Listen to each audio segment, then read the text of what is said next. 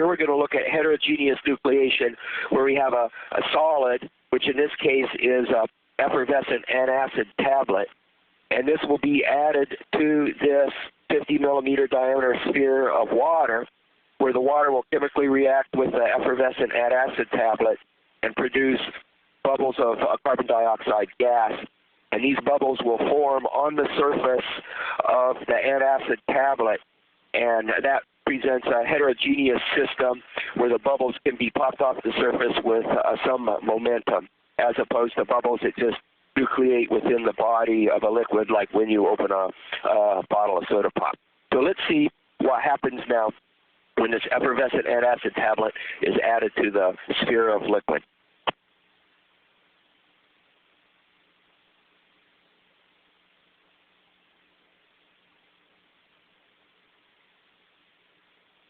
I hope you folks are trying to guess what's going to happen. Right? What's going to happen to the roll of all of these bubbles that are going to be released?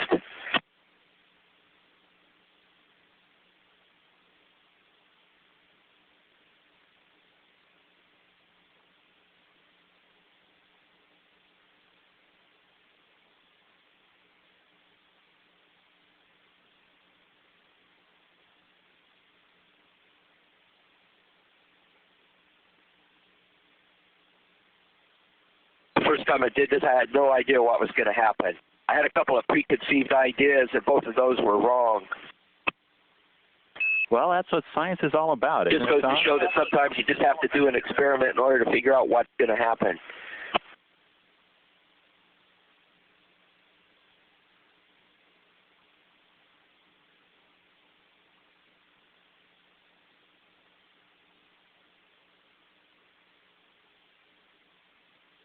And of course, what we're seeing here is the salvation to zero gravity heartburn.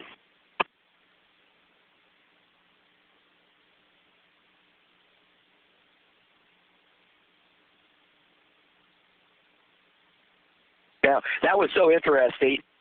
We're going to watch this again, only this time from the side of the little wire hoop, and pay attention closely to the fate of the bubbles as they get generated.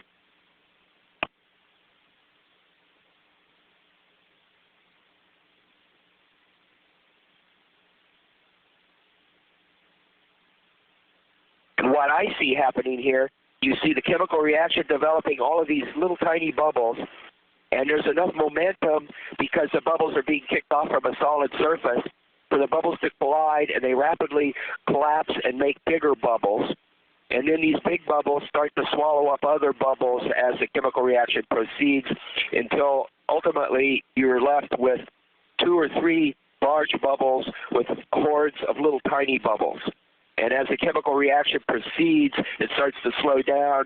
There's no longer enough kinetic energy to cause the bubbles to coalesce. And here you can see we basically have 2 great big bubbles that form this bipolar arrangement that seems fairly stable. A situation like this will last for some time unless it gets popped. And here all the little bubbles have been pushed in the spaces between the 2 big bubbles.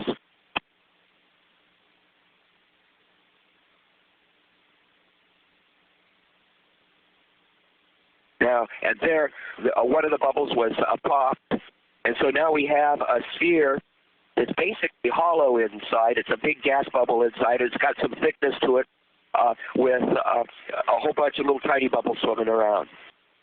And this was so interesting, I thought we could watch this again.